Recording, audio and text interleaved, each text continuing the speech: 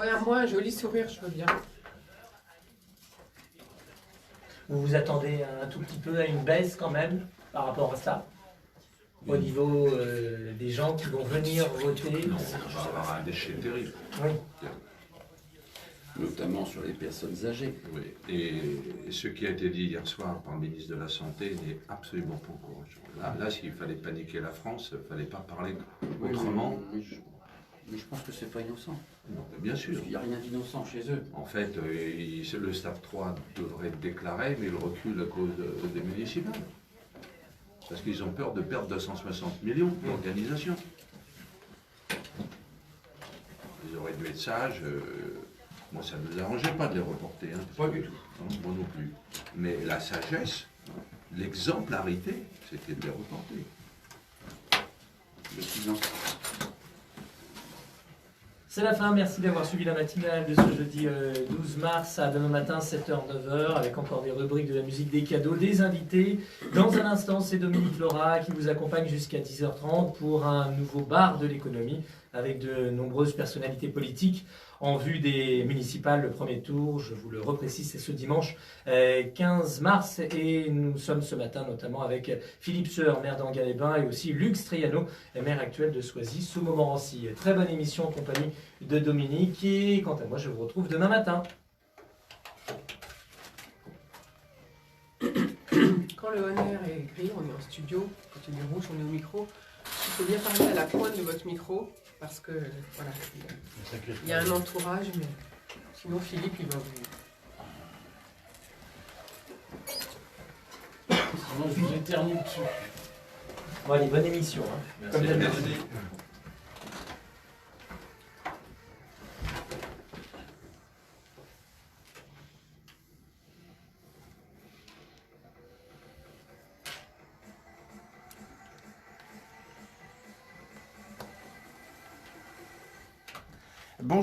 Bonjour à toutes et bonjour à tous. Je suis très heureux de vous accueillir ce matin au bar de l'économie. Nous sommes ensemble effectivement jusqu'à 10h30.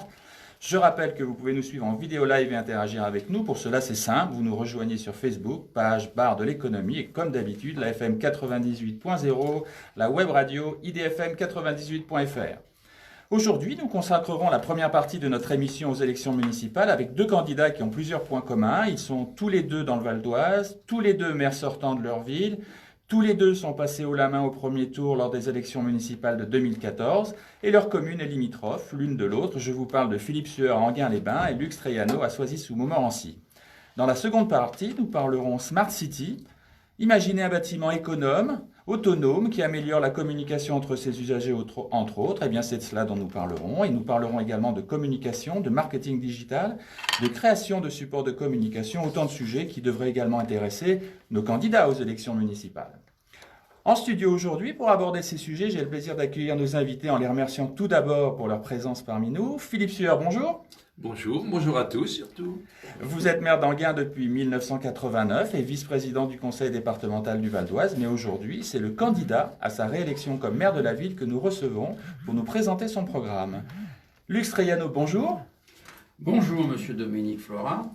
Vous êtes maire de Soisy-sous-Montmorency et candidat également à votre réélection aux élections municipales. Vous avez été élu maire pour la première fois en 1995. Et depuis, vous êtes réélu dès le premier tour aux élections suivantes. Vous êtes également président de la CAPV, c'est-à-dire la communauté d'agglomération de Plaine-Vallée. Alors avec vous, Philippe Sueur et Luc Striano, nous parlerons bien sûr de votre programme, mais nous reviendrons aussi quelques instants sur votre bilan. Nous sommes également avec Cyril Banos. Bonjour. Bonjour. Vous êtes président de la société Panga depuis octobre 2018. Panga est une start-up rochelaise créée en 2015 qui intervient sur un marché très porteur, celui des smart buildings et smart city. Vous nous expliquerez tout cela et surtout quelles sont vos ambitions pour Panga pour l'avenir. Et enfin, Jérôme Pradel, bonjour. Bonjour. Vous avez créé votre entreprise en 2018. Celle-ci s'appelle Développe-ta-com. Vous êtes basé à Sainte-sur-l'Aumône et vous vous définissez comme coach en marketing digital et graphique. En clair, vous accompagnez les entreprises, vous les conseillez en matière de stratégie de communication et d'image de marque. Nous vous donnerons la parole pour présenter votre activité et nous en faire partager toutes les subtilités. J'en profite pour dire que vous serez au salon Effervescence qui se déroulera à l'hippodrome d'Enghien-Soisy. Ce salon étant programmé le 31 mars. Mais coronavirus oblige, il a été reporté au 9 juin de cette année. Nous aurons également Bruno Vigoureux qui viendra nous présenter sa chronique cuisine, mais nous n'aurons pas d'infos du jour car aujourd'hui nous allons laisser la place à nos invités pour bien présenter leur programme. Alors Philippe Sueur, nous démarrons l'entretien avec vous. Vous êtes maire depuis 30 ans, aux dernières élections, vous étiez passé au premier tour avec plus de 66% des voix. Je rappelle également en 2008, vous aviez également, dès le premier tour, rassemblé plus de 70% des voix. Alors la première question que j'ai envie de vous poser, dites-nous, pourquoi vous vous représentez ? Parce que j'ai l'âge pivot. À savoir que c'est l'âge d'équilibre. Très sérieusement, je me représente parce que c'est, je pense, une vraie responsabilité aujourd'hui. Un devoir, c'est le moment où des démarches, des travaux, des procédures antérieures appellent cristallisation. Et je croyais, moi, qu'il pouvait y avoir, notamment parmi mes concurrents, une capacité à prendre ses responsabilités. Et ce n'est pas possible. Ce n'est pas possible. Et on s'est exprimé là-dessus. C'est pas le moment de la polémique, mais très franchement, je crois que c'était le moment d'y aller encore. D'accord. Pour la confiance et l'équilibre. J'ai toujours été un maire très médiateur, un maire qui a voulu mettre dans sa ville de l'harmonie, donc de l'équilibre. Et cet équilibre, aujourd'hui, est absolument stratégique et nécessaire à chacun. Et vous voulez le faire perdurer ? Oui. Très bien. Et oui. Alors, Philippe Sueur, quelques mots sur votre bilan, car la situation de Tanguin aujourd'hui, c'est le fruit de vos décisions et des actions que vous avez entreprises avec votre équipe. Vous qualifiez votre bilan de solide. Ma question va être toute simple. C'est quoi concrètement pour vous un bilan solide ? C'est d'avoir donné à ses habitants les services de leur bien-être, de leur sécurité. Je vous donne, nous avons, avec sans esprit du tout de controverse, dans un tract donné nos places. Je vous en donne une. Nous avons, en termes de sécurité, nous sommes la 2e place en France, oui, du nombre de policiers par habitant. En matière de caméras, alors qu'on dit Châteauroux, extrêmement bien placé avec 180 caméras par habitant, nous c'est 150 habitants par caméra. Nous avons la chance d'avoir été, parce qu'on était bien avant le plan départemental, la première ville fibrée du Val d'Oise. Nous avons pu amener, évidemment, toutes les conditions de la Smart City. Mais je m'en tiendrai à 2 autres places auxquelles nous tenons beaucoup. C'est cette enquête qui a été publiée par le Parisien l'année dernière, parmi les villes où il est bon d'être parent. Sur 55 villes d'Île-de-France, nous sommes la première. Nous sommes la première, ça veut dire que nous avons fait un effort en termes d'équipement scolaire, d'accompagnement scolaire, d'action scolaire, tout à fait remarquable. Et je pense que d'ailleurs, les jeunes couples qui viennent s'installer en Enghien ont cette motivation, comme le nombre de places en crèche, puisque nous avons aujourd'hui, nous offrons en place publique presque 200 places, bien sûr. Et puis il y a aussi, ça peut être un label, bien sûr, mais il a été publié il y a très très peu de temps, c'est Villes et villages où il fait bon vivre. Eh bien, nous sommes 140e national, sur 35 000 communes, c'est plutôt pas mal. Et dans notre strate, en Val d'Oise, Enghien est premier. Bon, si on n'avait pas cette reconnaissance, par les sondages, par les enquêtes, je pense que nous n'aurions pas effectivement un bon bilan. Mais là, nous avons une démonstration. Puis j'ajouterais que nos finances sont toujours très saines, que le taux des impôts n'a pas varié, qui est le plus bas du département, n'a pas varié depuis 1997, c'est 24 ans bientôt de stabilité. On a un endettement faible, nous sommes sains, on est plein d'idées. Et on veut les mettre au service de nos concitoyens. Alors j'ai regardé dans votre programme le bilan tel que vous le présentez et effectivement il y a de nombreuses choses qui ont été faites. Je voudrais vous poser la question suivante. Vous avez fait un certain nombre de choses. Est-ce que vous pouvez nous dire rapidement en fait de quoi vous êtes le plus fier dans vos réalisations ? Je viens de le souligner, oui. C'est vraiment le travail au service des enfants. L'enfant est le meilleur investissement que l'homme, que l'adulte peut donner. S'il n'y a pas de bonne fondation pour se développer dans la vie, il y a forcément là des fragilités. l'école, c'est pas seulement le lieu, vous savez bien, hein, de l'enseignement, de l'instruction, c'est aussi un lieu d'éducation. Et par la chance qu'on a, je crois qu'à Choisy, on a aussi cette même chance d'avoir une communauté éducative de très très grande qualité.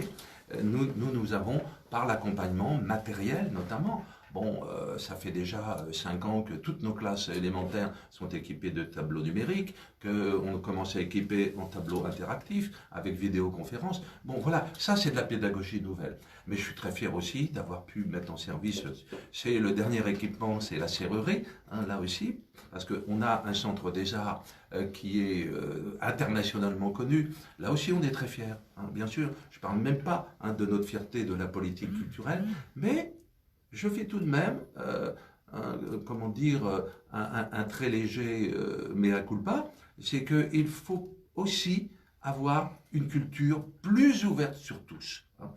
Je pense que notre culture, qui est très diversifiée, qui a eu la chance de pouvoir d'ailleurs se redynamiser à travers le Centre François Villon, mérite encore hein, d'être mieux partagée. Voilà.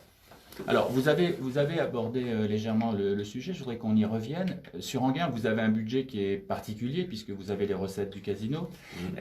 Comment vous voyez l'évolution de ce budget et comment vous comptez le réorienter ou continuer en fait dans la foulée que vous avez déjà prise? Nous devons être toujours très vigilants. Nous avons des recettes que je qualifie d'exceptionnelles, hein, qui sont extraordinaires, hein, au sens de hors hein, de l'ordinaire. Et il faut être vigilant parce que la politique des jeux en France peut fortement évoluer. On peut aller vers une libéralisation hein, des jeux en France. C'est ce qui se dit sur la ville de Paris d'ailleurs. Bien entendu. Oui, il y a la ville de Paris, mais on a eu le risque de la Française des Jeux. J'ai beaucoup travaillé à cette question et notamment pour éviter que ces risques de jeux banalisés, de machines à sous dans les points de vente de la Française des Jeux hein, soient en quelque sorte consolidés par Bercy. Hein, bon, j'ai une fonction qui aide aussi Enghien. Hein, je suis président de l'Association nationale des maires et des élus des territoires touristiques, donc je suis assez souvent en contact avec les ministres concernés. J'étais encore la semaine dernière en tête-à-tête avec Jacqueline Gouraud sur les questions de différenciation et expérimentation, la future loi 3D. Et nous savons qu'il y a des risques. Donc notre budget, il faut qu'il reste souple. Sa rigidité serait une faute, voyez-vous. Donc nous savons également que nous avons été amputés à cause de nos excellents comment dire, ratios financiers. Nous ne touchons plus de DGF. Hein. Nous sommes péréqués et très fortement. Depuis 7 ans, c'est 7 millions d'euros que la ville d'Enghien ne perçoit plus. Il est bien évident que si ces ratios financiers hein, venaient à se dégrader, hein, nous aurions aussi la compensation par le retour de la DGF, hein, par une baisse de la péréquation, mais aussi tout simplement par un budget rigoureux. Hein. Nous descendons chaque année hein, nos coûts de fonctionnement. Chaque année, c'est encore plus d'1 million que nous avons économisé. Nous continuerons. Quant à l'investissement, eh bien, nous en aurons encore, bien sûr, hein, mais... oui, vous en avez dans votre programme. Encore, et j'en parlerai tout à l'heure. Oui. Hein, j'ai eu la chance, parce que nous avons connu, hein, et peut-être vont-elles encore durer un peu, des années qu'on appelle de vaches grasses. Hein, et pendant ce temps-là, j'ai pu emmagasiner du portage foncier notamment, destiné à du rééquipement, certes, mais aussi, en quelque sorte, à former une réserve. Et c'est sur la liquidation hein, de ces réserves que nous pourrons financer nos équipements. Nous avons là des recettes. Je peux dire, par exemple, que j'ai aujourd'hui un taux d'endettement qui est raisonnable à 702 euros par habitant, mais sur ces 8 millions, par exemple, de dettes, j'ai 4 millions qu'on ne remboursera pas et qu'on ne souhaite pas d'ailleurs rembourser. C'est 4,5 millions près de la Caisse des dépôts à 0%. Donc là, je vais vous dire, quand on sait que c'est financé en plus totalement par le loyer du bien auquel a été affecté ces crédits, et par ailleurs, j'ai là dans l'année, en quelque sorte, hein, par des délibérations qui sont déjà acquises et d'autres, hein, la capacité de financer tous les investissements qui auront lieu dans les 2 à 3 ans. Vous faites le lien justement avec le programme à venir sur votre programme 2020-2026. J'ai lu votre programme et son titre m'a interpellé. Vous lui avez donné l'avenir en confiance. Alors moi, j'aime bien mettre des faits derrière les mots. L'avenir en confiance, pour vous, c'est quoi? Est-ce que vous pouvez développer ce que vous entendez? Oui, volontiers. Qu'est-ce que nous observons depuis plus de 10-15 ans 10 ans. Nous sommes passés d'une société de confiance à une société de méfiance, par une dégradation du regard qu'on peut avoir sur nos institutions, sur la justice, sur les hôpitaux, sur le droit, sur la police. Les médias ont beaucoup travaillé d'ailleurs à cette dégradation. Et puis il y a une hypertrophie de l'individualisation. À partir de là, on ne trouve plus dans le collectif institutionnel sa sécurité, on le trouve en quelque sorte dans le peer-to-peer, comme disent les sociologues. Et de cette situation de méfiance, on est même souvent dans la défiance. Eh bien, une ville ne peut pas vivre ainsi. Une ville doit être dans la confiance, et c'est par la sécurité que nous devons travailler, par la protection de l'environnement. Puis vous savez, la sécurité, c'est pas la sécurité seulement des biens et des personnes, au sens policier du terme. C'est la sécurité dans la circulation, c'est la sécurité dans la vie des seniors, c'est la sécurité dans le porteur d'handicap. Et là, par exemple, dans une dernière réunion publique, bon, il y a un handicapé, un malvoyant qui m'a fait une remarque, et oui, j'ai pas été bon là-dessus, parce que nos feux tricolores ne sont pas équipés d'avertissements sonores. Oui, voyez-vous, eh bien c'est là où il faut progresser. Nous demander, peut-être que ça sera une des premières mesures que je vais prendre le mois prochain si je suis réélu, c'est cet équipement. C'est la sécurité économique d'une ville, voyez-vous. Et tout ceci va se conjuguer par des équilibres. Équilibre entre ceux qui font vivre une ville et ceux qui habitent dans la ville. Voilà. Et construire cette confiance par le sentiment que nous faisons partager, mais aussi que nous avons là les épaules solides, la capacité de décider, et que quand il y a en quelque sorte une décision à prendre, eh bien nous la prenons dans l'intérêt général. Merci Philippe Sueur. Alors le lien, je voudrais le faire aussi avec les investissements. Vous avez parlé des investissements que vous avez faits jusque-là. Est-ce que vous pouvez brièvement, parce que le temps va nous contraindre, nous citer les quelques investissements qui vous semblent les plus importants à réaliser? Oui, nous voulons réaliser... Ça fait très longtemps que ce dossier est en construction, parce qu'on n'a pas voulu brutaliser, qu'on n'a pas voulu faire de ZAC, qu'on a acheté au fur et à mesure, et d'ailleurs au meilleur prix. Nous réaliserons le cœur de ville, ce que j'ai appelé un mini-campus, c'est-à-dire que nous amenons une grande école nationale. Nous aurons aussi à réaliser des lieux de fraîcheur, voyez-vous, un espace boisé en pleine terre de 5000 m². Du sport, un nouveau. On va rénover le gymnase, bien sûr, de la Coussée. Mais ce n'est pas seulement le rénover. Nous construirons ailleurs, aux Cressonnières, sur nos terrains, qui sont à Saint-Gratien, un nouveau complexe sportif, avec tout ce qui sera nécessaire. Le thermalisme, bien entendu, est au bout. La nouvelle salle des fêtes des Anguénois. Mais des projets, ils sont énormes. Et ils sont tout simplement l'aboutissement de processus qui ont été amorcés antérieurement. C'est aussi l'une des réponses que je peux vous faire à votre première question. Pourquoi je me représente? Eh bien, pour faire aboutir, même si on ne va pas aller jusque moi, personnellement, parce que, vous savez, tout projet public demande beaucoup de temps, et souvent 2 mandats, voire certains 3 mandats.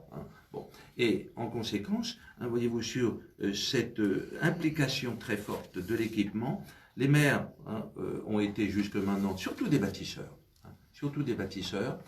des équipementiers, mais aussi, et ça fait partie des conséquences en quelque sorte, et des raisons même de ces équipements, des animateurs. Nous devons être des animateurs où l'humain et la jeunesse en particulier doivent trouver, quand je dis la jeunesse, c'est pas seulement l'enfance, c'est la jeunesse, c'est-à-dire dès l'adolescence jusqu'aux 25 ans, pratiquement l'âge professionnel, l'âge adulte. Alors, sur votre site internet, dont je rappelle le nom, il est très simple, c'est philippsueur.fr. Vous mettez en avant le bien vivre dans la ville pour les jeunes et les moins jeunes, ainsi que l'innovation. Le bien-être dans la ville, vous nous en avez parlé. L'innovation, est-ce que vous pouvez nous en dire 2 mots sur l'accent que vous voulez mettre? Enfin, continuez, parce que vous avez déjà fait pas mal de choses là-dessus. Sur l'innovation, d'abord, on a depuis déjà au moins 5 ans un numérique lab, c'est-à-dire un incubateur. Nous voulons en mettre un autre, puisque l'école de cinéma, d'effets spéciaux, 600 étudiants qui arriveront dans environ 3 ans et demi, sera accompagné d'une résidence universitaire, d'espace de coworking, d'un incubateur. Nous voulons aussi qu'à travers le Centre François Villon, il puisse y avoir pour les jeunes gens, les 17-18 ans, un soutien à l'entrepreneuriat.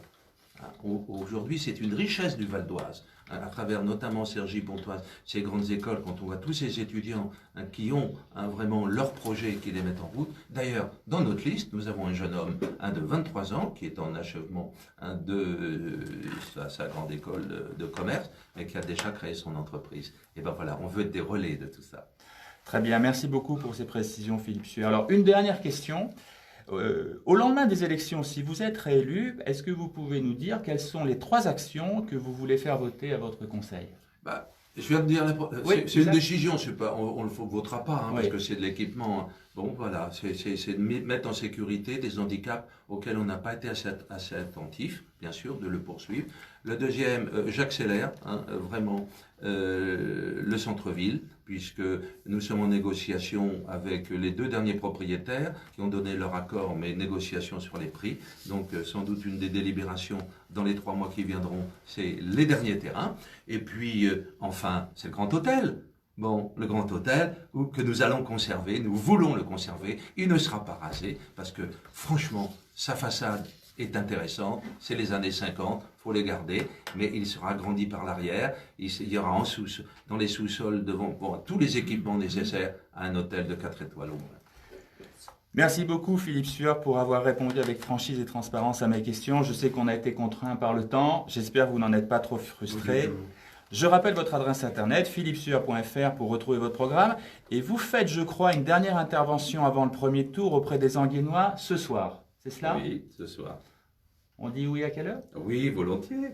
À partir de 19h, nous ferons l'accueil. On démarrera vers 19h30 à la salle des fêtes. C'est le lieu, en quelque sorte historique. Mais on espère là aussi que la salle des fêtes n'aura plus qu'un temps, puisque nous allons créer une autre.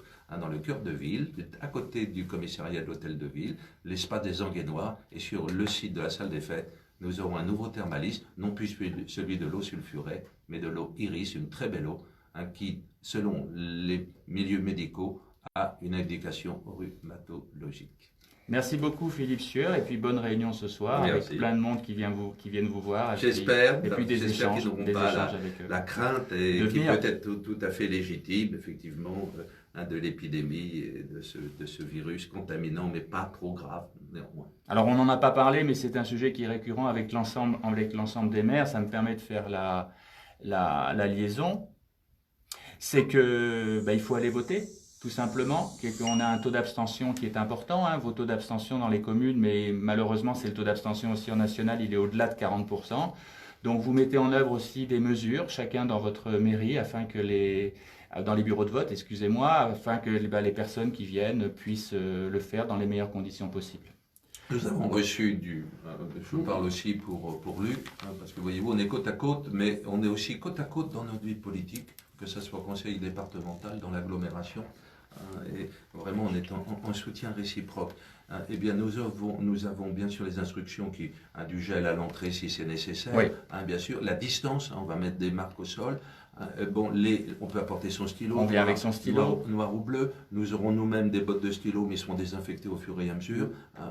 Et puis des lingettes, partout, tout sera désinfecté au fur et à mesure. Donc on dit aux citoyens, aux citoyennes, venez voter en confiance, c'est important, c'est votre avenir.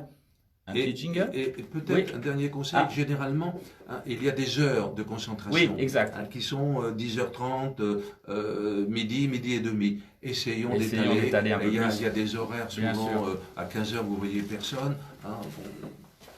Merci pour ces conseils, Philippe Sueur.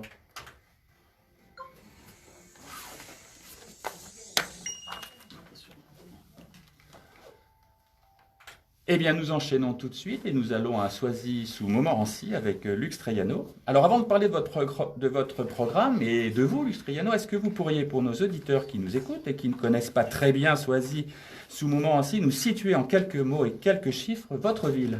Bon, écoutez, Soisy-sous-Montmorency, c'est une commune qui fait 398 hectares et demi. C'est une propriété moyenne en Beauce. qui est voisine de la belle commune d'Enghien, Enghien-les-Bains, qui compte un hippodrome de 44 hectares, 25 hectares d'espaces verts et de terrains sportifs, et qui est à 13 km, j'aime bien ce repère, 13 km à vol d'oiseau des Tours de Notre-Dame. Merci beaucoup pour ces quelques précisions. Alors, vous êtes le maire de cette commune depuis 1995. Aux dernières municipales, en 2014, vous aviez recueilli 62% des votes au premier tour.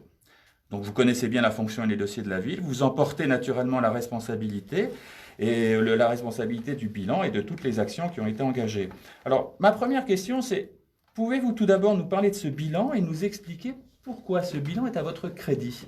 Pourquoi il faudrait le mettre à votre crédit? Alors, ce bilan, il est bien évidemment au crédit du maire, mais il est aussi au crédit de l'équipe. Car j'ai eu la chance, et je pense que j'aurai la chance, d'avoir une équipe de grande qualité, très solidaire. Et nous avons eu affaire à ce mandat à des attaques d'une bassesse jusque-là inconnue, à des calomnies invraisemblables qui se plaident encore devant les tribunaux. Et dans ces cas-là, l'adversaire, pour ne pas dire l'ennemi, cherche à mettre un coin dans l'équipe, cherche à séparer l'équipe, cherche à créer des scissions. Et j'ai pu constater que personne n'a fait défaut. Et vous voyez, pour constituer la nouvelle équipe qui devait, moi j'ai toujours une règle, vous savez, le maire de Soisy, il est des fois un peu trop méthodique, il veut avoir au moins 2 représentants pour chaque bureau de vote. Et donc il y a 18 personnes qui étaient volontaires pour rester sur la liste, et à qui j'ai dit, ben non, on ne peut pas te reprendre, on ne peut pas te prendre, etc. Eh bien ces personnes, elles l'ont compris, et je ne les ai pas retrouvées sur des listes concurrentes.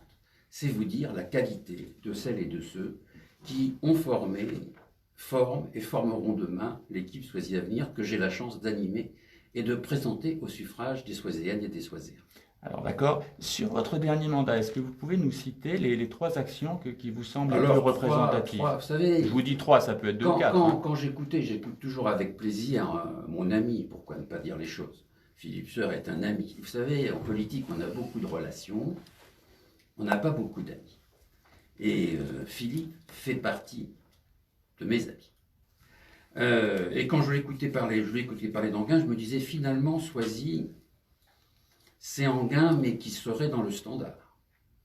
C'est Enghien, mais sans le côté extraordinaire, comme l'a très bien rappelé Philippe Sueur, le côté extraordinaire d'Enghien-les-Bains. Cela dit, il y a beaucoup de similitudes.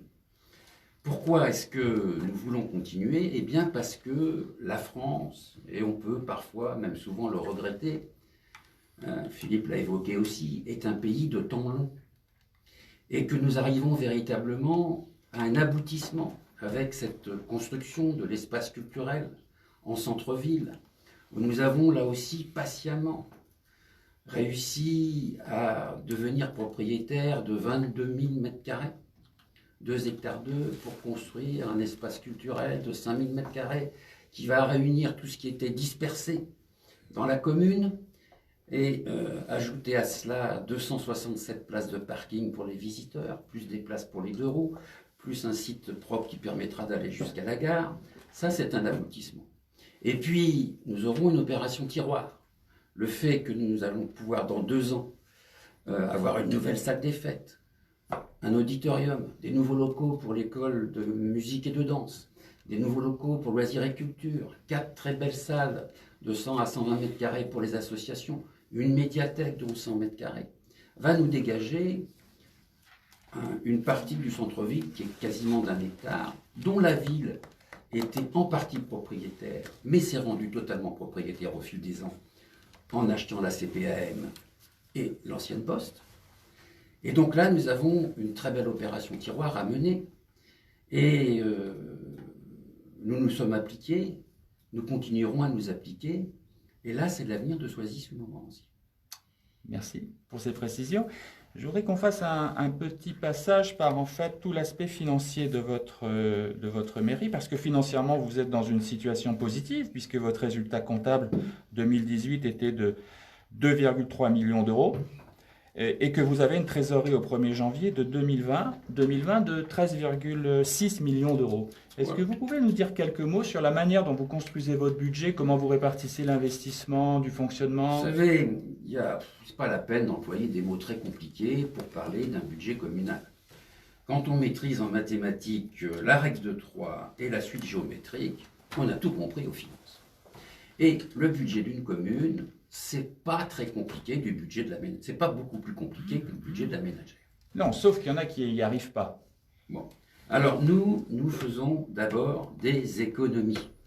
Nous avons la religion de l'économie et nous maîtrisons les dépenses de fonctionnement.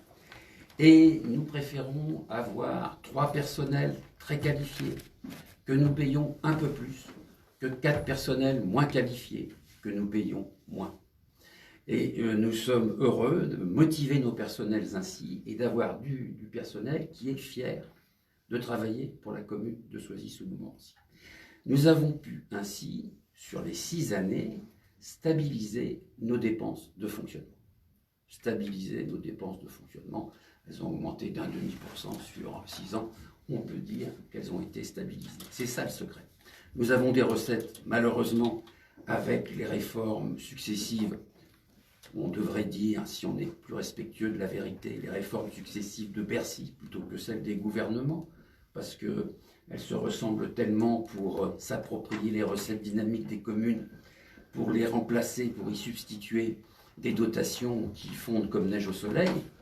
Et donc, à la suite de ça, si on n'a pas ces économies de fonctionnement, on ne peut pas avoir de marge d'autofinancement et donc ne pas investir. Et donc, l'on voit qu'on a réussi, malgré le prélèvement de près de 4 millions, et si on remonte jusqu'à 2013, moi je me suis arrêté à 2014, mais les services des finances me disent, monsieur le maire, vous pourriez remonter jusqu'à 2013, c'est encore pire, c'est 5,7 millions qui manquent de recettes pour la ville de Soisy, 5,7 millions, par le truchement des subventions, c'est quand même 8 millions d'euros d'autofinancement de travaux en moins. 8 millions d'euros d'autofinancement de travaux en moins sur un budget moyen d'investissement sur la ville de Soisy de 5 millions d'euros. Oui, et je vous interromps, excusez-moi, et pour autant, vous n'avez pas fait supporter cette charge supplémentaire chez vous? Non, parce que nous savons, nous, que dans ce pays, c'est trop souvent toujours les mêmes qui paient. Et même si nous avons, je fais des petits graphiques, alors bien sûr, à Soisy, on paye plus d'impôts qu'en Gain-les-Bains, mais Philippe Scheur a eu la gentillesse d'expliquer pourquoi. Mais à Soisy, on paye moins d'impôts que dans toutes les communes de strates comparables du département. Et nos taux, on connaît par cœur, 13,69 pour la taxe d'habitation, 14,14 pour la taxe foncière, taxe d'habitation qui va bientôt disparaître et qui ne va pas poser sans certains problèmes. Un problème moral d'abord, puisque nous allons avoir toute une part de la population, moitié, un peu plus de 25% de logements sociaux, qui sera purement demandeuse et absolument pas contributive. Et ça, c'est très compliqué à gérer. Très compliqué à gérer. On va y revenir dans le programme. Et c'est déresponsabilisant. Et à côté de ça, nous avons maintenu nos taux depuis 10 ans. 13,69 pour la taxe d'habitation, 14,14 pour la taxe foncière. Oui, je pense que c'était important que vous le rappeliez. Merci Luc Striano. Merci pour ce bilan. Alors passons maintenant à votre programme. Vous l'avez appelé Avenir Soisy pour ces nouvelles sélections. Alors je crois que c'est un secret pour personne. D'ailleurs, c'est marqué sur votre brochure. Vous êtes soutenu par les Républicains et l'UDI, n'est-ce pas? Par les Républicains, par l'UDI, par le mouvement centriste et par le mouvement libre de Mme Pécresse. Voilà, donc vous avez quand même pas mal de soutien. Alors bien. On a ses jumeaux avec mon ami Philippe. Ah, chez Philippe, oui, c'est noté aussi également sur son programme. Alors bien, entrons maintenant dans le vif du sujet. J'ai Même avec des écologistes. Dans votre programme, il comporte 11 engagements et pour chaque engagement, vous avez 2 rubriques très claires. D'un côté, les engagements tenus et de l'autre, les engagements 2020-2026. Alors, compte tenu du temps qui nous est imparti aujourd'hui, on ne pourra pas passer tous les 11 engagements. Je vous propose de nous intéresser plus particulièrement à 3 d'entre eux en vous demandant de les détailler et de les présenter. J'ai choisi le premier, Soisy, on l'a déjà évoqué, mais Soisy, une ville bien gérée. Et je voudrais que dans la ville bien gérée, vous avez évoqué le fait de compenser, si je peux utiliser ce terme, la taxe d'habitation dans votre prévision? Ça, c'est ce que l'avenir devrait nous apporter. Bon. À titre indicatif, quand on dit que ça va être sans dommage pour les collectivités, indolore, oui, pour les collectivités, pour l'agglomération, nous perdons déjà 1,5 million d'euros. Puisque ce sont les taux de 2017 qui seront pris, et que 2018, pour des raisons de compensation d'une taxe sur l'assainissement avec la GEMAPI qui était prise par la moitié d'un syndicat, enfin, etc. Tout ça est compliqué. Donc, sur les impôts, vous savez, nous nous mettons toujours à la place de l'habitante et de l'habitant. Et ce que je rappelle à chaque membre du Conseil, c'est que son premier rôle, c'est d'être à chaque instant le représentant de l'habitante ou de l'habitant. Et qui doit toujours se déterminer en ayant en tête l'intérêt de l'ensemble des habitants et l'intérêt de la commune. C'est bien pour ça qu'il a été élu. Et surtout ne pas croire, comme je l'ai encore trop vu écrit ces derniers temps, que la somme des intérêts particuliers, ça peut faire l'intérêt général. Alors là, cette équation, elle est totalement fausse. Alors, deuxième engagement, et c'est un engagement en fait qui est plutôt transversal et qui vous permettra d'aborder de nombreux sujets, vous dites « Soisy, une ville pour toutes et pour tous ». Alors ça, c'est sur la partie handicap, puisque vous savez, et là c'est l'intercommunalité bien comprise, l'intercommunalité intelligente.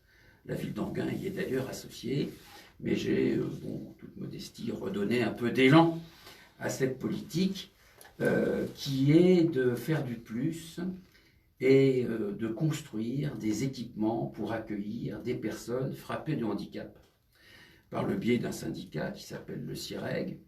Et donc nous mettons, le petit plus, un plus, mais qui permet de faire plus et mieux pour les handicapés. Et à titre d'exemple, ces 13 communes du Val d'Oise, elles ont fait mieux pour le monde du handicap que l'association Perce-Neige de Lino Bandura. Et je vais vous donner quelques chiffres parce que ce sont 425 places sur les 13 communes, dont 225 sont situées à Soisy-sous-Montmorency.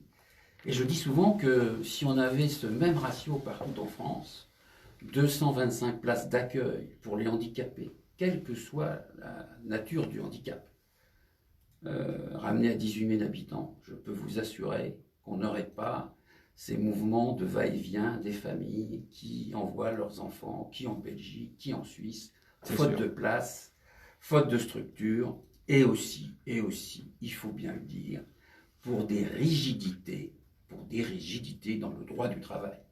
Il est quand même extraordinaire qu'une personne qui est dans un foyer, qui se couche à 21h et qui se lève à 7h et qui est censé avoir surveillé le sommeil des pensionnaires ait fait sa journée, qu'elle soit comptabilisée comme du temps de nuit, qu'il se fasse ça 4 fois dans la semaine et qu'ainsi le travail soit réalisé.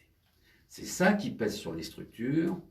Et je crois que quand on parle de pénibilité, il y a du travail très pénible. Moi, je comprends très bien qu'un maçon à 60 ans ne puisse plus monter un mur, qu'un carreleur ne puisse plus, peut-être même avant, à genoux, carreler des douches, comme je l'ai vu faire dans le superbe centre nautique La Vague, avec la lumière électrique. Je le comprends très bien.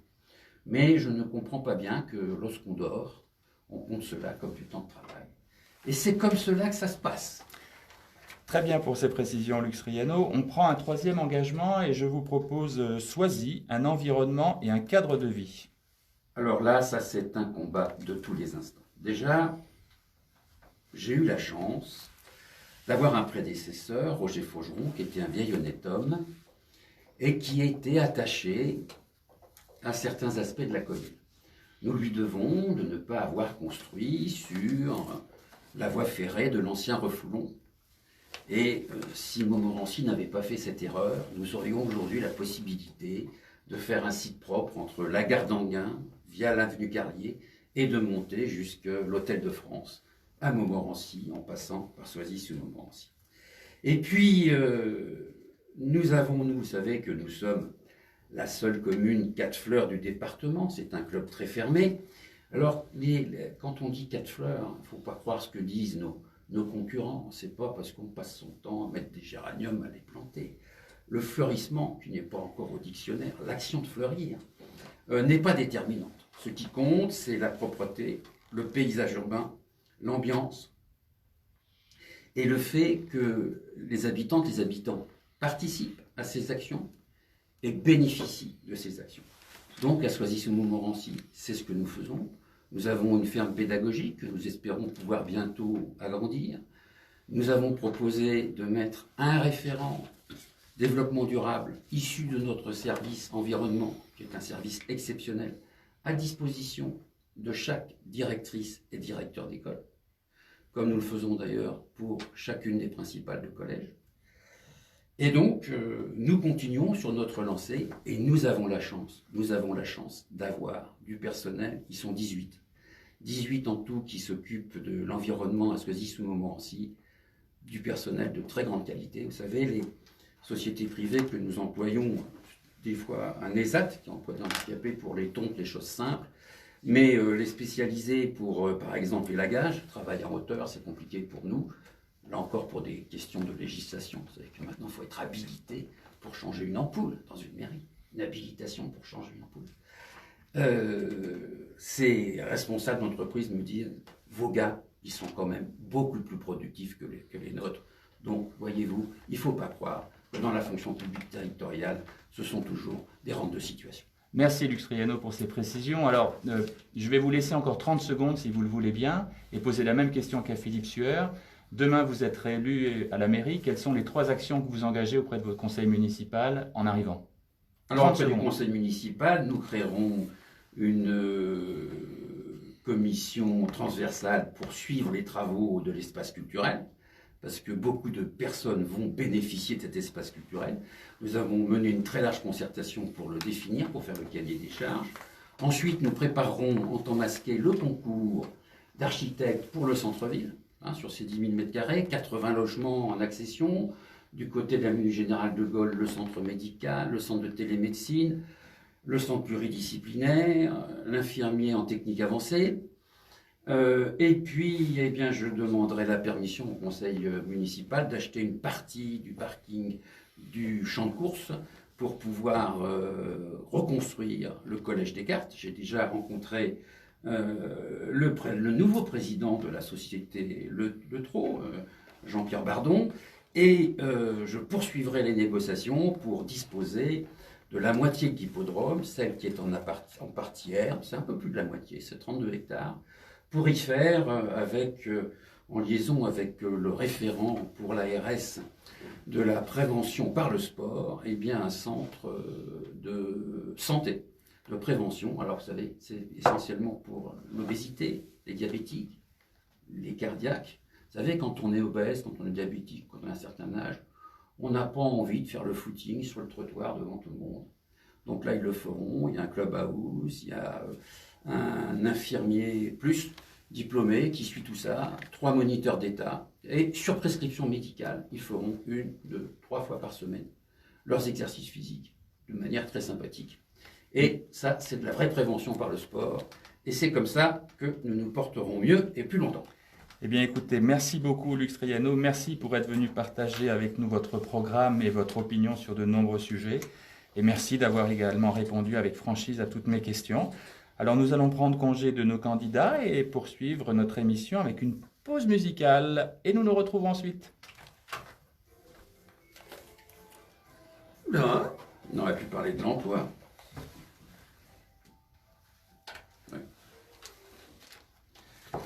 C'est toujours un petit peu frustrant, hein, ce temps. Non, ce qui est dommage, mais je crois que Philippe l'observe aussi, c'est que nous avons affaire à des candidats de moins en moins instruits des choses municipales. et ayant de plus en plus recours à... Moi, j'ai utilisé le mot d'amateurisme. Ça vient pas de moi. Hein. On est dans de l'amateurisme. Avec un danger. Moi, je suis terrifié. Hein, pour... Écoutez, moi j'ai une liste C'est concurrente. 55 propositions. Alors attends, Tiens-toi bien. c'est Il y en a 50. Ça existe déjà à Soisy, dont certaines depuis 15 ans. électrique. Un exemple, manager de ville pour le commerce. Oui.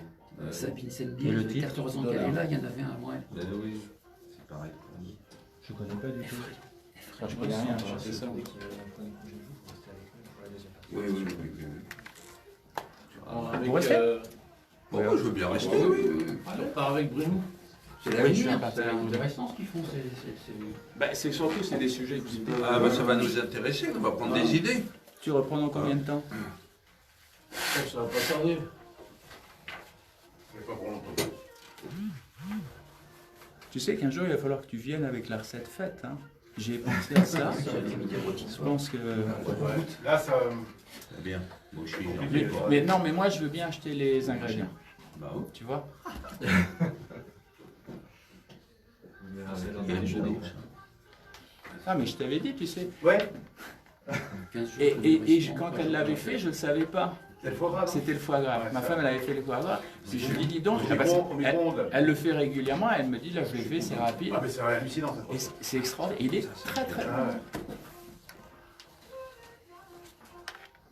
Tu dois avoir un foie gras dans ce congélateur. La base.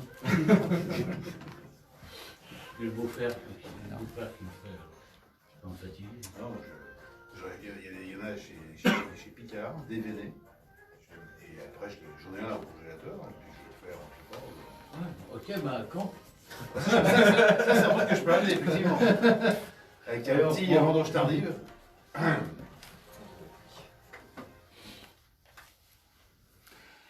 Eh bien, vous venez d'entendre le titre Dollar par le groupe Electric Guest. Aujourd'hui, au bar de l'économie, nous recevons Philippe Sueur, maire d'Enghien-les-Bains, et Lux Traiano, maire de Soisy-sous-Montmorency, tous deux candidats à leur propre succession aux prochaines élections municipales. Jérôme Pradel, responsable de la société Developtacom, spécialisée dans le marketing digital et graphique, et Cyril Banos, président de Panga, société spécialisée dans les domaines des smart buildings et smart city. Mais avant de poursuivre nos interviews, je vois que Bruno Vigoureux nous a rejoint en studio et qu'il va nous présenter sa chronique cuisine. Bonjour Dominique, bonjour à toutes et à tous, et bonjour à vos invités. Alors voilà une recette que j'ai faite il y a un bon moment, mais je l'ai ressortie de mes tiroirs tout récemment, et je me demande d'ailleurs si je ne vais pas la refaire très vite. En fait non, je ne demande même pas, je vais la refaire. Alors, de quoi s'agit-il? Il s'agit d'un rôti de lotte au lard. Oui, pour une fois, on va cuisiner un poisson. Comme presque toujours, ce que je vous propose est assez simple, mais surtout très efficace. Aucune complication à l'horizon, que du bonheur. Pour cette recette, vous pouvez compter sur une préparation d'une vingtaine de minutes, une cuisson de 30 minutes, mais surtout d'une marinade qui doit pas faire moins d'une heure. Pour ce rôti, pour 4 personnes, vous avez besoin d'une queue de lotte d'1 kg, de 12 fines tranches de lard, un petit bouquet de thym frais, 4 cuillères à soupe d'huile d'olive, du sel et du poivre. Pour commencer, vous demandez à votre poissonnier de retirer l'arête centrale de la lotte. Il vous reste donc 2 beaux filets que vous mettez dans un plat creux et vous les arrosez d'huile d'olive et vous parsemez de thym. Vous salez et poivrez. Vous retournez les filets plusieurs fois pour bien imprégner la chair du poisson. Vous couvrez d'un film alimentaire et les laissez mariner donc au réfrigérateur au moins 1 heure. Ensuite, vous préchauffez le four à 210 degrés, soit thermostat 7. Vous égouttez les filets de poisson, puis vous les réunissez afin de reconstituer la queue de lotte en enfermant le thym au milieu. Vous bardez le tout avec les tranches de lard, c'est-à-dire que vous entourez la lotte avec le lard et vous ficelez l'ensemble pour former un beau rôti. Vous le posez dans un plat à four, versez l'huile de la marinade et enfournez pour 30 minutes. Après quoi, vous laissez le rôti reposer 5 minutes dans le four éteint avant de le servir, découpé en tranches.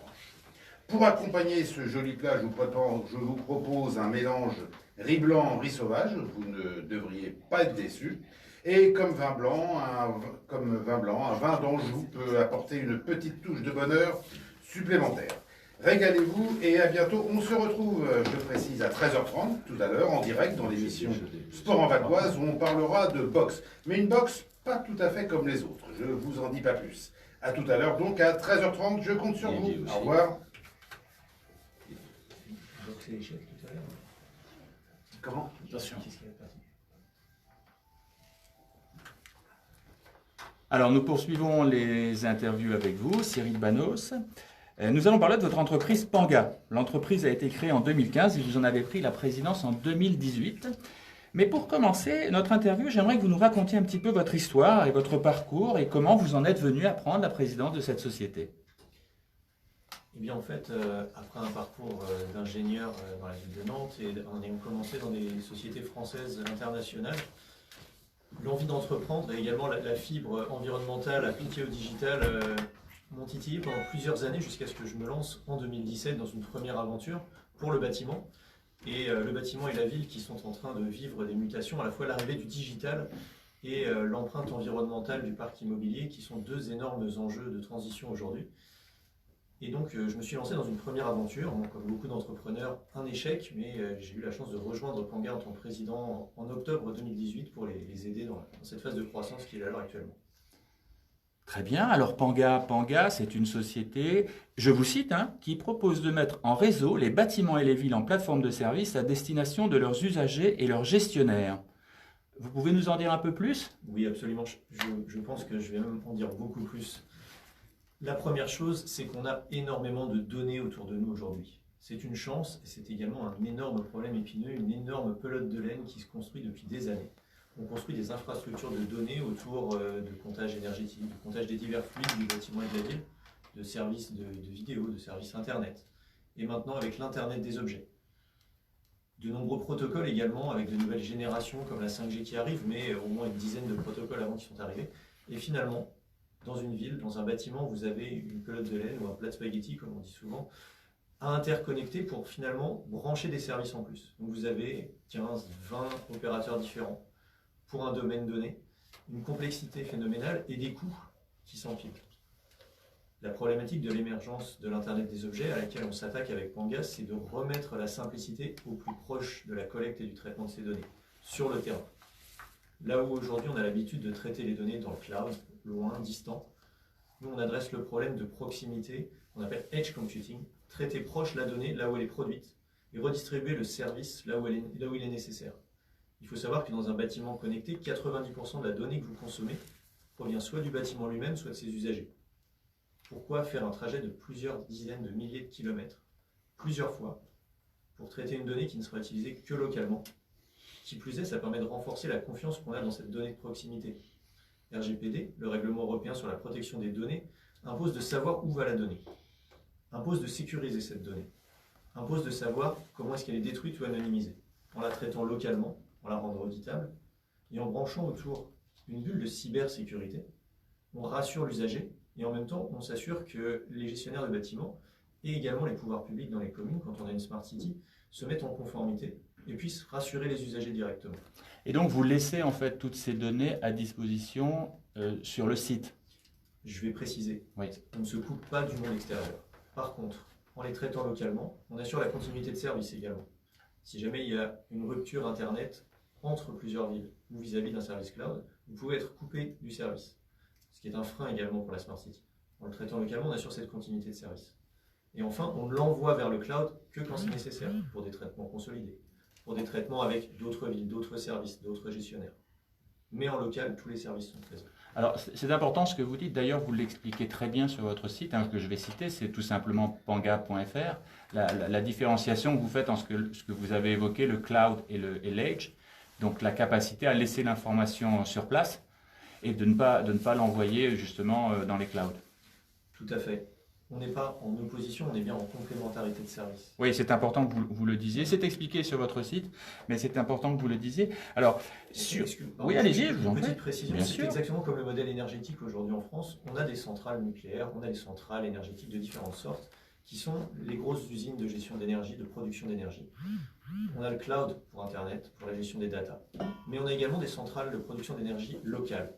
Et la donnée, la gestion du calcul, suit exactement la même logique avec ce edge computing. on a un complément avec les boucles locales de traitement d'énergie, l'autoconsommation d'énergie, cette autoconsommation de services digitaux que permet le edge computing. Alors on va y venir progressivement et vous nous expliquerez comment vous faites. Mais vous, dans l'équipe de Panga, vous êtes également le directeur commercial. Est-ce que vous pouvez nous présenter l'équipe avec laquelle vous travaillez? Absolument. Pour une fois, je vais déroger à la règle, je ne vais pas commencer par les dames, mais je vais commencer par le fondateur historique, Patrick Simon, qui est notre directeur technique, qui est le cœur historique de Panga et qui vient du milieu du réseau, qui a été consultant pour des opérateurs téléphoniques depuis des années, également sur la sécurité de ces réseaux, et qui est également enseignant sur différentes universités, sur tout ce qui est à la fois sécurité de l'Internet des objets et réseau, qui est à la fois notre directeur technique et notre caution technique auprès des universitaires. Ensuite, on a une équipe de 8 personnes qui font le développement du produit au quotidien, du réseau, des applications qu'on voit dessus, de l'interaction avec tous les produits autour et les usagers, et également l'interface utilisateur, qui est la clé des émergences de services, qui est la clé de demain. Et donc, la personne que vous avez saluée au passage pour le très beau travail sur le site internet, Laure, qui est notre graphique et UX designer, qui fait un travail phénoménal pour que les services d'aujourd'hui soient en phase également avec l'inclusivité numérique indispensable pour que ces services soient utilisés. Effectivement, j'invite nos auditeurs, et je vous repasse la parole, j'invite nos auditeurs à aller voir le site internet qui est vraiment d'une qualité remarquable. Ce que j'ai remarqué aussi dans votre équipe et la manière dont vous l'avez constituée, c'est la complémentarité en fait des compétences. Absolument, et je vais donc en profiter pour compléter l'équipe, parce qu'on a une équipe également qui est commerciale, avec une équipe qui se renforce progressivement, c'est là où nous en sommes. Donc cette force commerciale qui nous permet d'amener nos services au contact des clients, qui sont les aménageurs, les promoteurs et les clients finaux, les bailleurs sociaux également.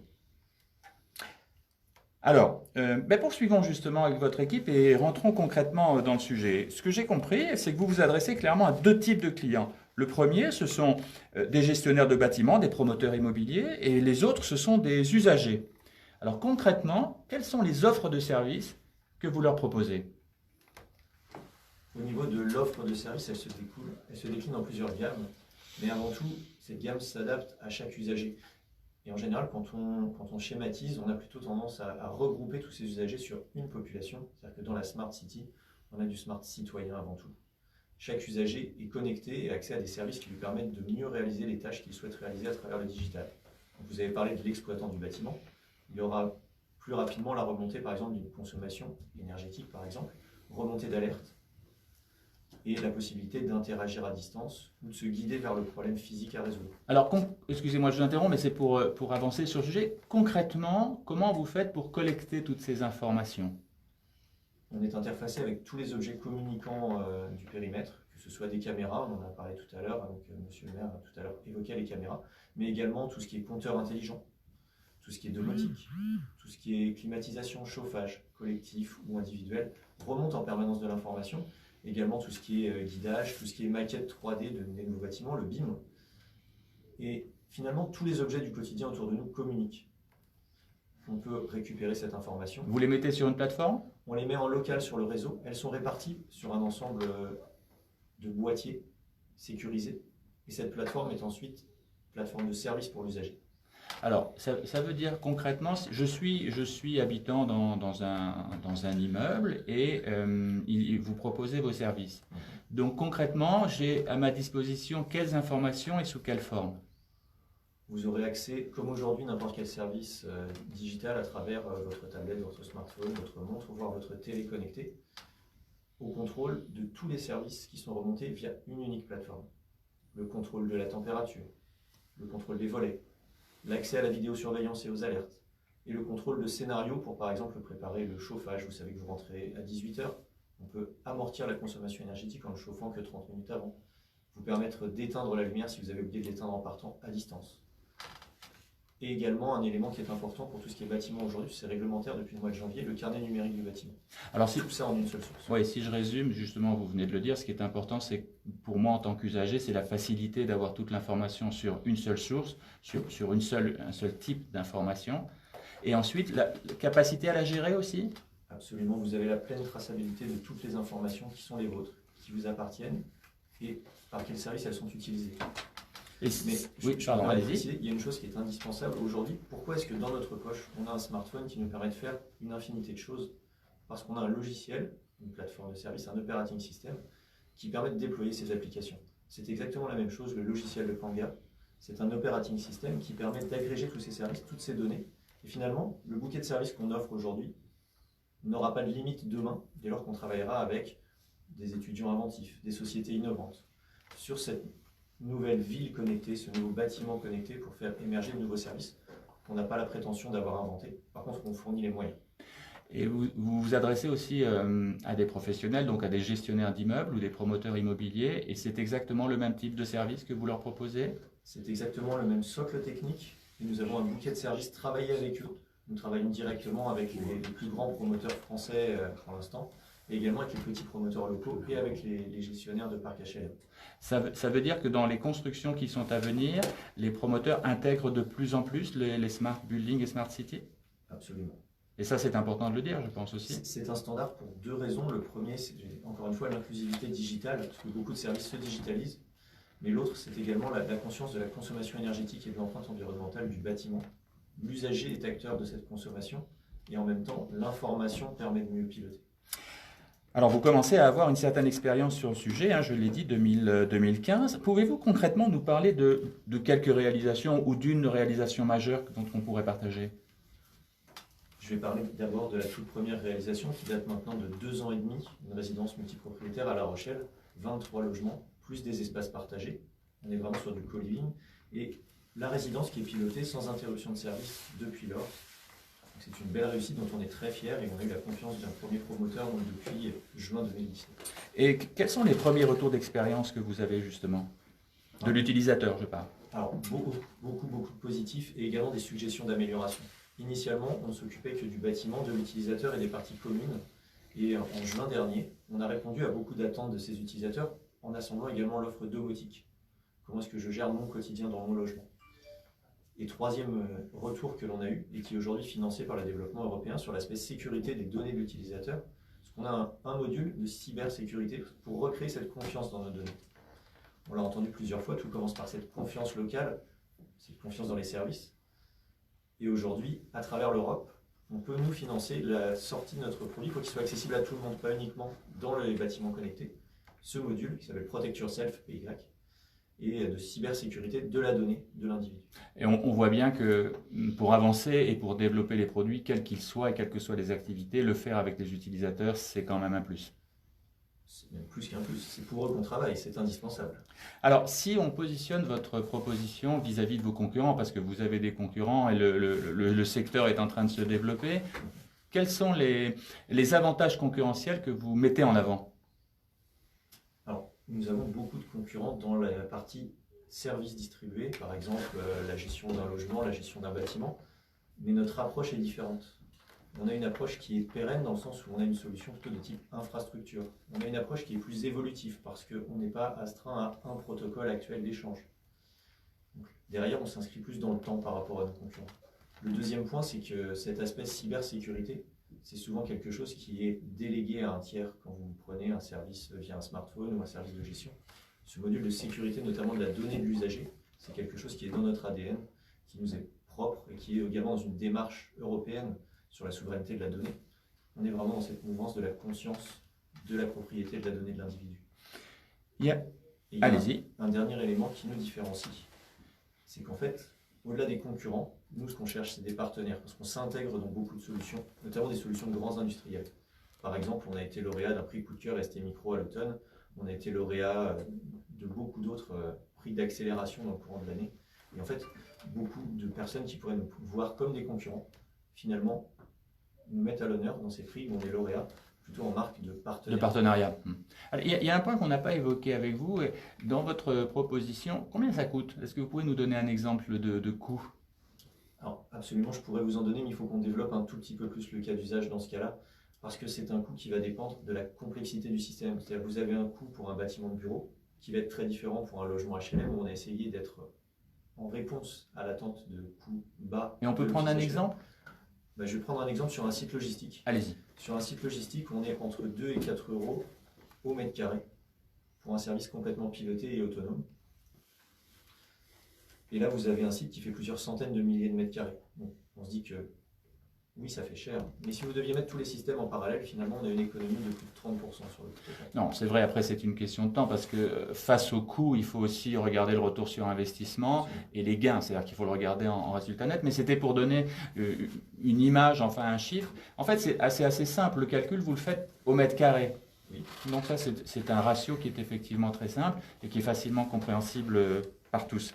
Alors je voudrais maintenant parler au président de la société et qui nous parle un peu de l'avenir de cette société. À vous lire sur votre site, donc je rappelle le titre, tout simplement panga.fr.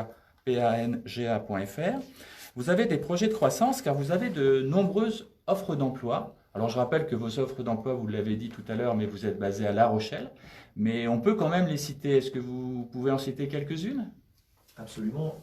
Aujourd'hui, on renforce encore et toujours notre capacité à développer plus avant le produit dans l'équipe technique à La Rochelle. Mais on renforce également l'équipe commerciale pour couvrir la France et les pays limitrophes, et y compris à l'international à travers l'océan. On a déjà eu des pistes sur l'Asie du Sud-Est ou sur l'Amérique du Nord. Donc voilà aujourd'hui nos pistes de recrutement.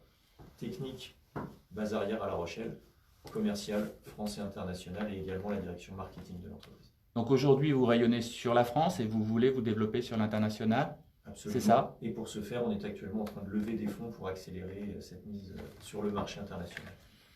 Eh bien écoutez, Cyril Banos, je vous remercie d'être venu jusqu'à nous, puisque vous venez... Mais non, vous êtes sur Paris, je crois. À titre personnel, oui, je suis sur la région parisienne, et effectivement, quand on est directeur commercial, les décideurs bouge. sont en région parisienne. C'est également une bonne idée. D'accord. Écoutez, merci de nous avoir parlé de Smart Building et Smart City. Nous voyons que vous possédez très bien votre sujet, car vous en parlez de manière très claire et très compréhensive par tous. Merci beaucoup. Écoutez, avant d'enchaîner notre prochaine interview, je pense qu'on va faire une pause musicale et je vous dis à tout de suite.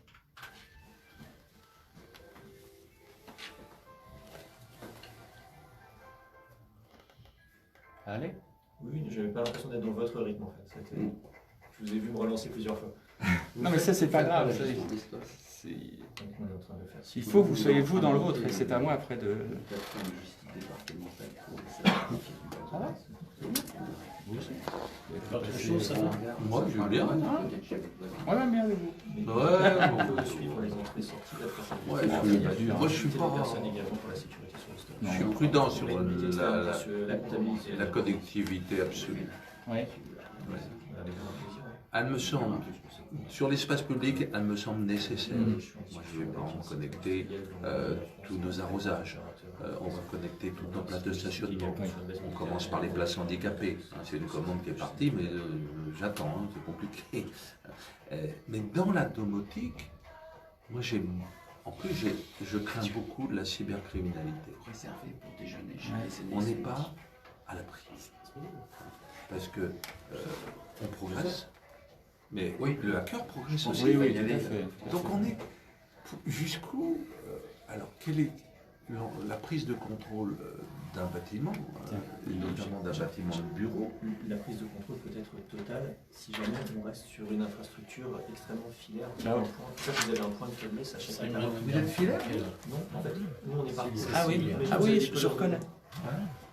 Et du coup, on crée cette Parce que d'habitude, je ne les trouve pas. Étanche, c'est le principe local. Et après, seulement on devient filaire. Mais si vous coupez l'extérieur de la carte, vous coupez l'extérieur, vous avez des services qui sont toujours là. Et vous identifiez cette fuite potentielle, et là, vous pouvez interagir sans perdre de données, sans perdre de service. Jérôme, ça va? Prêt? C'est également une des parades à la 5G, puisqu'on travaille avec des fabricants justement sur la 5G. Oui, pour être cette surcouche, pour redonner confiance dans certains produits. Non, mais ce qui est dommage, c'est qu'on aurait pu échanger. La question, c'est que vous êtes dans la contrainte des campagnes et du temps de parole et tout, et c'est dommage, parce que c'est intéressant, justement. Encore que si on parle pas politique, on parle technique. Je pense qu'à c'est des voyous. Ça vole bas, hein? Ah, ça vole très bas. Mais vraiment, c'est minable. Ah, On y retourne.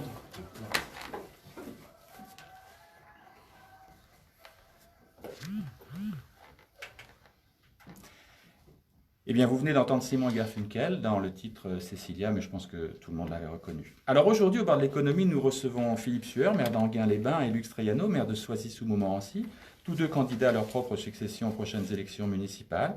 Cyril Banos, président de Panga, société spécialisée dans les domaines des Smart Building et Smart City, et Jérôme Pradel, responsable de la société Developtacom, spécialisée dans le marketing digital et graphique. Donc nous en venons à vous, Jérôme Pradel. Nous allons parler de votre société Developtacom. Alors je précise pour ceux qui vont chercher votre société que Developtacom s'écrit D-E-V-L-O-P-T-A-C-O-M. Donc il n'y a pas le E. Hein. Parce qu'hier j'ai fait l'erreur, je suis allé sur Internet et je suis tombé sur une autre société. Donc elle s'appelle Developtacom et vous allez nous expliquer. Vous êtes une agence de communication qui propose plusieurs services aux entreprises. Est-ce que vous pouvez nous dire déjà dans un premier temps quels sont vos services? Alors, moi en fait, j'aide les chefs d'entreprise à travailler sur leur stratégie de communication et sur leur image de marque. Je me suis rendu compte que beaucoup de chefs d'entreprise, surtout lors de la création, ne prévoient pas déjà de budget communication. C'est une grosse erreur, parce que pas de communication, ça veut dire qu'on ne se fait pas connaître, donc pas de clients et pas de chiffre d'affaires. Et je me suis rendu compte que beaucoup mettaient leur communication au second plan en fait. Pourquoi? Plusieurs raisons, manque de moyens, manque de budget, parce qu'il n'a pas forcément été défini au départ, et surtout parce qu'ils ne savent pas comment faire. Et quand ils se renseignent pour avoir un conseil, je vais me débrouiller, je vais faire avec les moyens du bord, et puis on fait un petit peu à la va-vite. Et c'est une erreur lors du développement d'une entreprise, puisque quand vous créez une entreprise, vous avez besoin de poser une notoriété, de poser une image de marque. Et le premier élément que va avoir un prospect ou quelqu'un qui va rechercher un nouveau service, il va aller se baser, on est dans une société où on fonctionne beaucoup sur l'image. Et entre deux entreprises, une qui va avoir une image, une communication très professionnelle, et une qui va avoir une communication un petit peu faite de briques et de broc, parce que ça arrive, dans laquelle vous allez avoir confiance. Celle où vous allez avoir une image très carrée, très professionnelle, ou très carrée. Alors c'est vrai qu'on est en plus dans un monde de plus en plus digitalisé et que Internet est un support très important en termes de communication. D'ailleurs nous le voyons nous au bar de l'économie parce qu'on reçoit pas mal de startups. Et on voit que les startups aujourd'hui, dans leur démarche d'arriver sur le marché, c'est un point qu'elles ne négligent pas du tout. Et on voit des sites internet qui sont effectivement, je le citais tout à l'heure pour Panga, mais on pourrait le citer pour d'autres activités qui travaillent beaucoup là-dessus. On a reçu donc des candidats aux élections municipales qui ont aussi leur site internet et qui s'en servent pour communiquer. Donc le premier point, c'est que vous les accompagnez dans la création du site? Alors, je ne parle pas directement forcément dans la création du site en fait. Moi, mon travail, c'est de les conseiller déjà sur la mise en place d'une stratégie. Donc là-dessus, je vais me baser sur quoi? Je vais me baser sur leur activité, le point d'arrivée sur lequel ils veulent se baser et le budget dont ils vont disposer. Donc sur des entreprises qui vont commencer tout de suite par un site internet, c'est pas forcément la meilleure solution, d'une part parce qu'ils n'ont pas forcément le budget. Donc moi, je travaille avec eux en faisant déjà un bilan de l'état, en faisant un état des lieux, un audit de ce qui est déjà en place, parce qu'il y a certainement des choses qui sont déjà en place.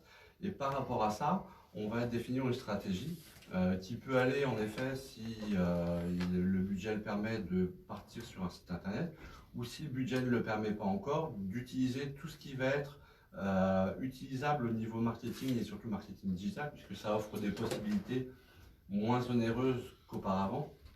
Quand on partit sur du print, il y avait les coûts d'impression qui étaient là, qui étaient importants. Le marketing digital permet de faire beaucoup de choses à des coûts moins importants et on va se baser sur toutes les solutions à disposition pour pouvoir mettre en place une visibilité. Donc on va utiliser les réseaux sociaux, les systèmes de newsletter et autres. Et en fonction, on va évoluer. L'idée, c'est que l'entreprise communique, hein, quelle que soit la façon de le faire avec un budget. Elle va communiquer et au fur et à mesure du développement de l'entreprise et des fonds qui vont lui être alloués, qu'elle va récupérer au fur et à mesure, on va développer cette stratégie pour pouvoir passer sur des outils qui vont être de plus en plus performants et qui vont lui permettre à chaque fois d'accroître cette visibilité. D'accord. Alors, si j'ai bien compris, votre cible, ce sont surtout les TPE et les PME. Et je suis allé justement, vous vous en doutez bien, sur votre site, et vous dites que vous leur apportez un conseil et un accompagnement auquel elles ne pensent pas avoir droit. C'est tout à fait, comme je vous le disais tout à l'heure, beaucoup d'entreprises, et de petites entreprises principalement, dès qu'on discute avec elles et qu'on leur parle communication, stratégie de communication, elles se disent ah oui mais moi c'est pas pour moi, j'ai pas les moyens parce qu'une agence de com ça coûte un bras. Alors que non, aujourd'hui avec le développement de tout ce qui est numérique et marketing digital, on peut faire pas mal de choses. Alors c'est sûr qu'il y a deux solutions. Soit on essaye d'apprendre à faire soi-même, donc ce qui va demander du temps, mais ce qui va permettre d'économiser pas mal et quand même de pouvoir travailler, ou soit on délègue la communication à une entreprise ou un freelance ou autre, et là ça veut dire qu'il faut avoir un budget pour pouvoir faire cette délégation. Moi mon travail c'est d'être sur la première partie, c'est-à-dire que vous n'avez pas forcément un budget conséquent pour pouvoir déléguer votre communication à quelqu'un. Et ben moi je vais vous apprendre et je vais vous accompagner dans la mise en place et dans le travail sur cette communication pour que vous puissiez déjà avancer et au fur et à mesure vous pourrez déléguer toute ou partie de votre communication. Alors si on prend un exemple concret, j'ai une TPE. Alors j'ai une TPE, ça peut être, quelle que soit l'activité, hein, une boulangerie, je suis expert comptable, j'ai un restaurant, je fais une activité de conseil, hein, c'est bien ça vos clients. Alors comment ça fonctionne avec eux? Ils vous contactent, vous les contactez, comment se passent les premiers entretiens? Alors, soit ils me contactent, ou soit c'est moi qui les contacte aux différentes rencontres qu'on peut avoir dans des réseaux d'entreprises. Il y en a quand même beaucoup dans le Val d'Oise. Le Val d'Oise est un département qui est très dynamique. On a largement l'occasion de rencontrer des chefs d'entreprise, on en voit beaucoup. Et premier point, je les rencontre et en fait, j'essaie déjà de comprendre la situation, pourquoi ils créent leur entreprise, quel est leur objectif. Et par rapport à ça, j'essaie de comprendre un petit peu les valeurs qu'ils veulent aussi développer dans cette entreprise. Une entreprise, c'est son bébé. Si on crée son entreprise, c'est parce qu'on estime que nous, on peut apporter quelque chose de plus par rapport à un concurrent. Par exemple, un boulanger, il ne va pas être tout seul dans la région. Donc pourquoi lui serait meilleur qu'un autre? Ça va passer au travers de la communication de son travail, de la qualité de son travail, mais aussi par rapport à la communication, à l'image qu'il va véhiculer. On va travailler là-dessus. L'idée, c'est de faire du service 100% personnalisé. Je discute beaucoup avec mes clients au départ. Je prends beaucoup de temps pour discuter avec eux, pour bien comprendre ce qu'ils veulent, pour bien comprendre leurs valeurs et pour pouvoir mettre des choses en place qui leur correspondent. Aujourd'hui, en marketing digital, vous avez beaucoup de plateformes qui existent pour créer des sites internet, pour faire des newsletters. Mais c'est beaucoup de solutions qui sont standards, qui sont proposées. Moi, l'idée, c'est de vous dire, vous voulez faire la communication, vous voulez vous démarquer des autres, vous êtes obligé de vous démarquer des autres pour être reconnu, parce que sinon, vous allez être au niveau standard, vous allez être sur la même ligne que tout le monde, et vous n'allez pas sortir du lot. Oui, le niveau standard ne vous rend pas visible, en fait. Voilà, donc nous, on va essayer de trouver les solutions, de trouver qu'est-ce qui va faire que vous allez pouvoir sortir du lot, et une fois qu'on a trouvé cette idée en se disant, on a trouvé le vecteur qui peut faire que vous soyez différent des autres, en vous mettant en valeur, on va aller chercher tous les outils qui peuvent être mis à disposition pour pouvoir développer cette visibilité au travers de vos prochains clients. Alors, il y a un point sur lequel vous êtes passé rapidement, mais qui me semble important dans votre démarche, et que vous dites, en fait, vous travaillez sur la personnalisation dans la relation avec votre client. Oui, la relation avec le client, c'est le plus important aujourd'hui en matière de communication. Vous ne pouvez pas travailler sur la communication d'une entreprise si vous ne le connaissez pas. C'est pour ça qu'il est important de prendre beaucoup de temps pour bien connaître, pour bien savoir d'où il vient, qu'est-ce qu'il veut faire, où est-ce qu'il veut aller aussi dans les années à venir. Travailler sur la communication d'une entreprise, c'est pas simplement vous voulez un site internet, oui je vous fais un site internet, mais ça va s'arrêter là. Moi je vais plus loin, je les aide à travailler sur une stratégie en leur disant faites attention, aujourd'hui vous êtes à ce niveau-là, mais où est-ce que vous voulez aller dans 2-3 ans, puisque si on fait un travail aujourd'hui qu'il faut tout recommencer dans 2-3 ans parce que la cible n'a pas été bien définie au départ, ça veut dire que vous êtes obligé de recommencer tout le travail depuis le début. Oui, et puis c'est perturbant pour l'utilisateur, enfin pour le client. Pour tout le monde, et c'est de la perte de temps pour le chef d'entreprise aussi. Parce qu'aujourd'hui, on voit bien que la communication digitale prend de plus en plus d'importance et que Internet, pour reprendre un terme simple, c'est une vitrine pour l'entreprise. Et que c'est important quand un utilisateur voit cette vitrine, qu'il retrouve après les mêmes valeurs, vous l'avez évoqué tout à l'heure, quand après il est en contact avec l'entreprise et les services qu'elle offre. C'est ça, tout à fait. C'est pour ça que quand une entreprise veut créer un site internet ou veut être sur les réseaux sociaux, moi j'insiste beaucoup sur le fait qu'il faut travailler sur la mise en place d'une image de marque. C'est-à-dire que tous les supports de communication que vous allez utiliser, qu'ils soient print, web ou autres, il faut qu'ils soient exactement pareils.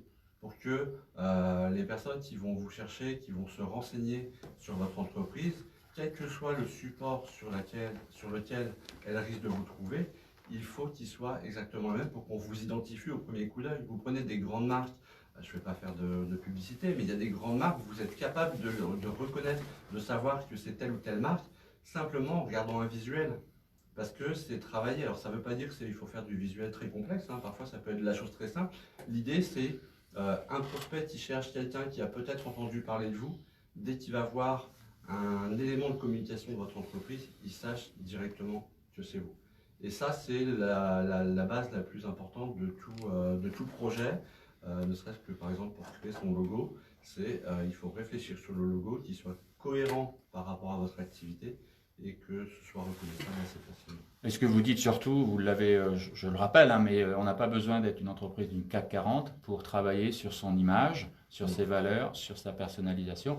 Et on voit même dans d'autres activités que ça soit à partir du moment, hein, c'est ce que vous dites, à partir du moment où on est en contact avec des utilisateurs, des clients, des citoyens, on travaille sur son image de marque pour marquer entre guillemets son territoire. C'est ça, c'est très important et c'est important en fait de réfléchir en amont avant de commencer à faire quelque chose. J'ai beaucoup de chefs d'entreprise qui par exemple me contactent en me disant je veux un logo, mais le logo il me le faut pour la semaine prochaine.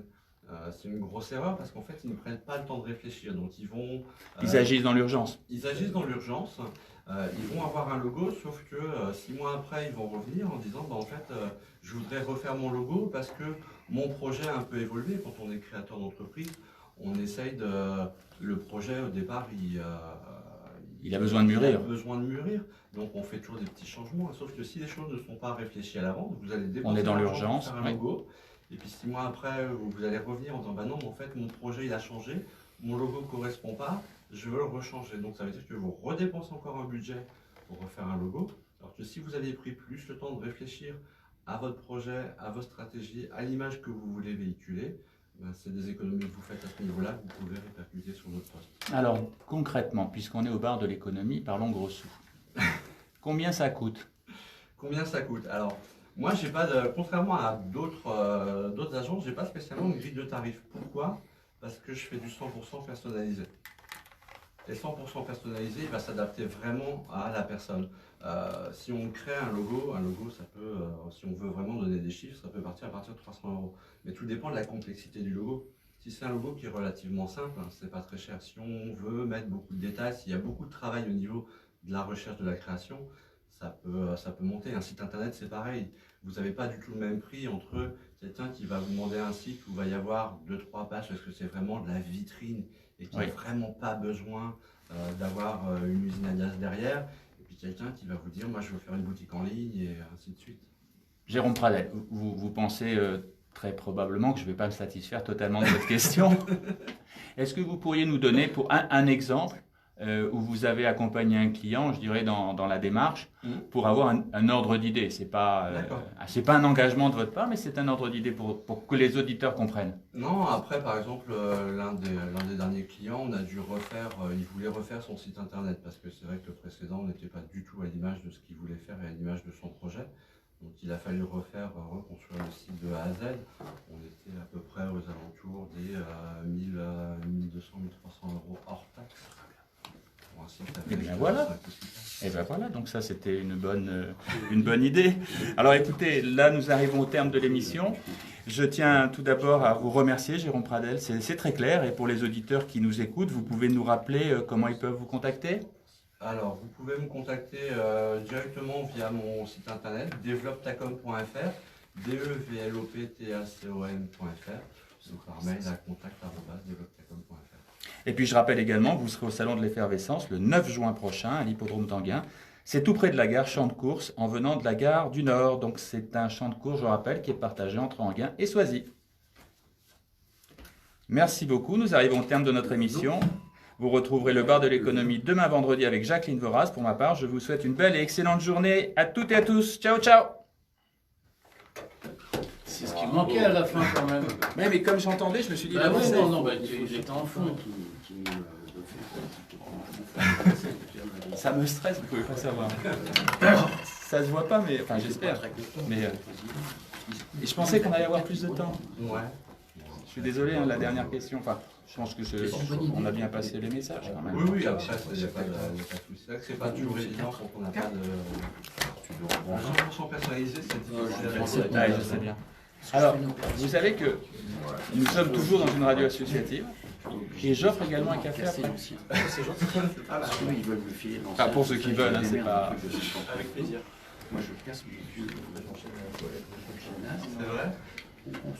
Ah, sur le terrain qui est pas gymnase. Ouais, merci. Et après, on retrouve le gymnase. On a le plateau d'évolution, la place de la Voilà, l'idée c'est de se démarquer un petit peu des autres. Si je fais simplement. Non, mais tu sais, beaucoup de monde le fait. Comment? Sans être désagréable. C'est une concurrence, c'est un combat de géant à l'ombre d'un trèfle. Hello. Voilà. Bravo. Bon. Au plaisir d'échanger lors de vos prochains mandats. Donc. Ah oui, j'espère. Merci beaucoup. Sinon, on partira à la campagne. Hein. Oh, je pense que vous trouverez d'autres projets. Donc, À La Rochelle. peut-être des projets plus personnels. À La Rochelle, c'est une magnifique ville, surtout en ce moment. C'est joli, La Rochelle. Et c'est tellement facile Il d'accès. y a un très beau parc. Très beau festival. Il y a un très beau parc. C'est bien. Il y a une ville un peu, il y a un village un peu curieux à côté du port là, qui fait un peu islandais, des maisons toutes les couleurs en bois là. On est juste derrière sur l'université, donc c'est adorable. Il y a les deux belles tours là. Et ce parc avec des calèches et des paniers à croix pour les chevaux. Non, C'est bien vanté, mais par contre, du coup, on a l'avantage, il y a un microclimat. Souvent beau. Enfin, moi, ce qui m'a épaté quand même, c'est Noirmoutier. Ah ouais. À Noirmoutier, c'est l'hôtel Saint-Charles à Noirmoutier. Prends un café, on part repas. Il y a. Heureusement, il y a des gens qui sont là qui voulaient vous voir pour l'expo de. Ah oui.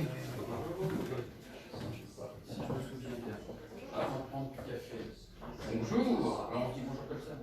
C'est comme ça.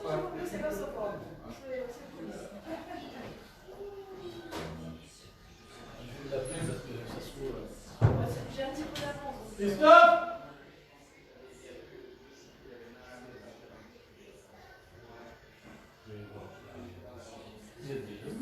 Non, c'est la première fois que je viens. Non. Non, sur Montréal, il n'y a pas souvent ici.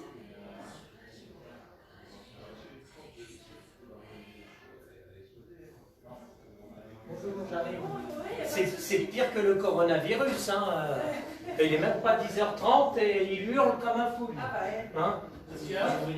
Tu hurles comme un fou, c'est pire que le coronavirus. Alors qu'elle a rendez-vous à 10h30. Mais laisse-la tranquille.